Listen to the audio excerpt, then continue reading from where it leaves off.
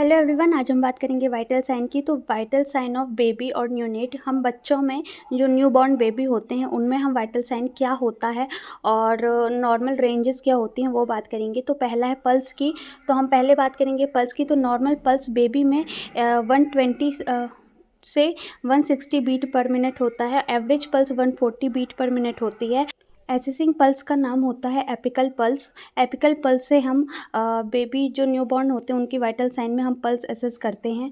लेकिन जो pulse site होती है एपिकल पल्स में वो 4th ICS होती है, in mid clavicular length, means 4th intercostal space in mid clavicular length line, और 4th ICS हम इसे कहते हैं।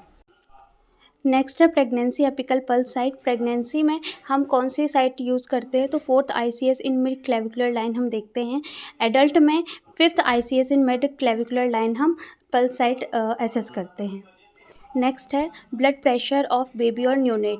अब बेबी के जो न्यूबॉर्न बेबी होंगे उसका हम बीपी नॉर्मल बताएंगे। तो सिस्टोलिक में 60 to 80 m of Hg, diastolic में 40 to 60 m of Hg, और एवरेज जो होता है बीपी वो 70 से 50 m of Hg होता है न्यूबॉर्न में। 1 Hg m of Hg का मतलब होता है 1.34 सेंटीमीटर H2O।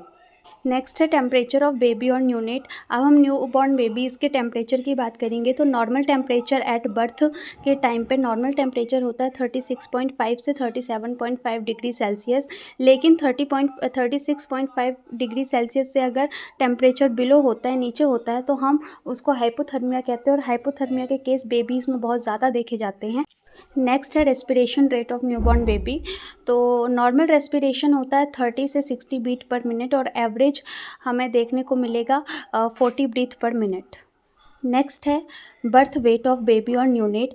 जो भी न्यूबॉर्न बेबी होता है उनका बर्थ वेट कितना होता है? तो बेबी का जो वेट होता है वो 2.5 से 3.9 किलोग्राम होता है, और एवरेज वेट 3 kg होता है।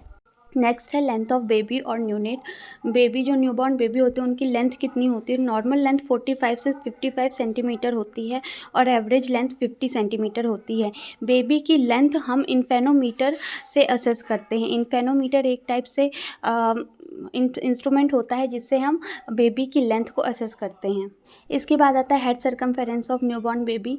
हेड सर्कमफेरेंस 33 to 35 सेंटीमीटर होता है। चेस्ट का सर्कमफेरेंस 3 सेंटीमीटर लेस होता है हेड सर्कमफेरेंस से। मतलब अगर हमारा हेड सर्कमफेरेंस 33 है तो चेस्ट सर्कमफेरेंस 30 होगा। तो normal head chest circumference 30 to 33 centimetre होता है। मिड अपर आर्म का सर्कमफेरेंस नॉर्मल 11 to 12 सेंटीमीटर होता है। सो यार, ये था आज का वीडियो। पसंद आया तो लाइक, शेयर एंड सब्सक्राइब कीजिए, और बने रहिए आगे ऐसे ही वीडियोज़ के साथ। Thank you.